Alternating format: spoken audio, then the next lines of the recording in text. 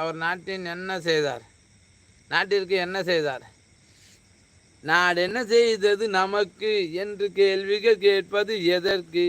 நீ என்ன செய்தாய் அதற்கு என்று கேட்டால் நன்மை உனக்கு. கணேசன் ப்ரோ வணக்கம் வணக்கம். உங்களுக்கும் தான் அது. ஸோ எனக்கு தெரியல, நீங்கள் எதனா சொல்லி சொல்ல வந்திருப்பீங்க. ஒரு கேள்வி எடுத்து வச்சுட்டு அதுக்கு பதிலை நீங்களே வச்சுருப்பீங்க. அந்த பதிலை சொல்லிடுங்க, நான் தெரிஞ்சுக்கிறேன். சரியா? வணக்கம் கணேசன் ஐயா அப்படின்றாரு நம்ம வெங்கடேஷ் தம்பி. வாங்க கணேசன் ப்ரோ, நீங்கள் ஒரு லைக்கை போடுங்க, அப்போ தான் என் லைக்கு 10 மேலே தானோம். ராஜா என்பார் மந்திரி என்பார் ராஜ்யம் இல்லை வாழ. வணக்கம் ராஜநாகம் ப்ரோ, சாப்பிட்டாச்சா அப்படின்றாரு வெங்கடேஷ். ஒரு ராணியும் இல்லை வாழ, நல்லுறவும் இல்லை, அதில் பதிவும் இல்லை, அந்தரத்தில் ஊஞ்சல் ஆடுகின்றாலும். ராஜா என்பார் மந்திரி என்பார் ராஜ்யம் இல்லை ஆள, ஒரு ராணியும் இல்லை வாழ, நல்லுறவும் இல்லை, அதில் பதிவும் இல்லை, அந்தரத்தில் ஊஞ்சல் ஆடுகின்றாலும்.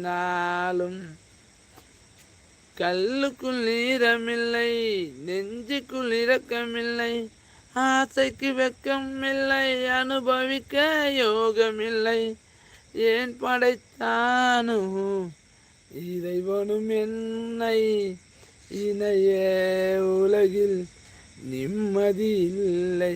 ராஜா என்பார் மந்திரி என்பார் ராஜ்யம் உனக்கு உண்டு, ஒரு ராஜகுமாரன் என்று நல்லுறவும் உண்டு, அதில் பதிவும் உண்டு, அந்தரத்தில் ஊஞ்சல் ஆடுகின்றேன் நாளும். உண்மையிலே ரொம்ப பாட்டு பாட தான் ஜாலியாக இருக்குது. ஆனால் மனசு ரொம்ப கஷ்டத்தில் தான் இருக்குது. கஷ்டத்தில் இருந்தாலும் நம்ம நம்ம வேலையை சிறப்பாக செய்யணும் அப்படின்றதுக்காக தான் ஓடி வந்துட்டுருக்கோம்.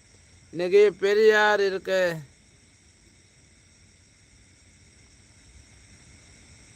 பெரியாருக்கு நினைவு நாளா? கரெக்டாக கணேசன் ஐயா அப்படின்றாரு நம்ம வெங்கடேஷ். பெரியார் நினைவு நாளா இன்றைக்கி? எனக்கு தெரியலப்பா, எனக்கு சத்தியமாக எனக்கு தெரியல தம்பி. நம்ம எங்கேப்பா ஏந்து ஓடுறதுக்கு, வேலைக்கு ஓடுறது வரத்துக்கு தான் நேரம் சரியாகுது. வேறு எதுவும் பார்க்க முடியல தம்பி. ஐயா கணேசன் ஐயா, பெரியாருக்கு போன நாளாக இருந்தால் என்னை மன்னிச்சிடுங்க ஐயா, எனக்கு தெரியாது. சரியா? அதுவும் நம்ம போதை புறாவும் வரல.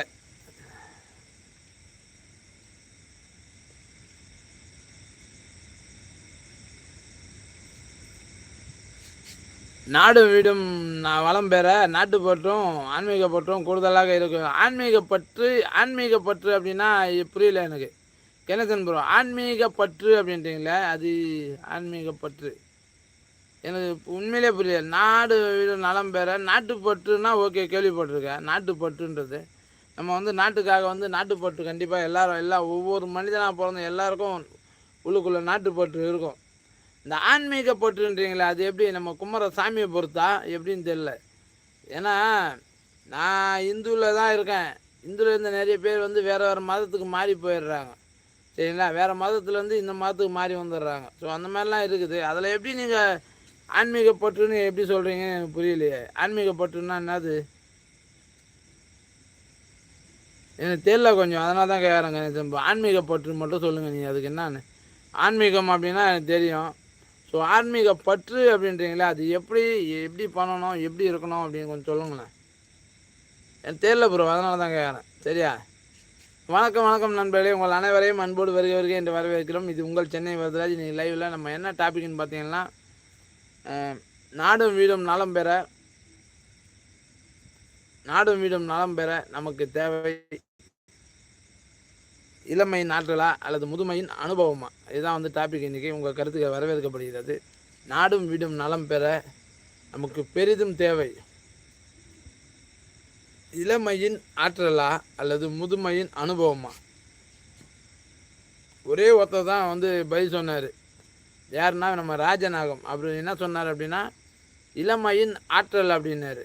ஸோ வேறு யாரும் இந்த டாபிக்கு பதில் சொல்லலை.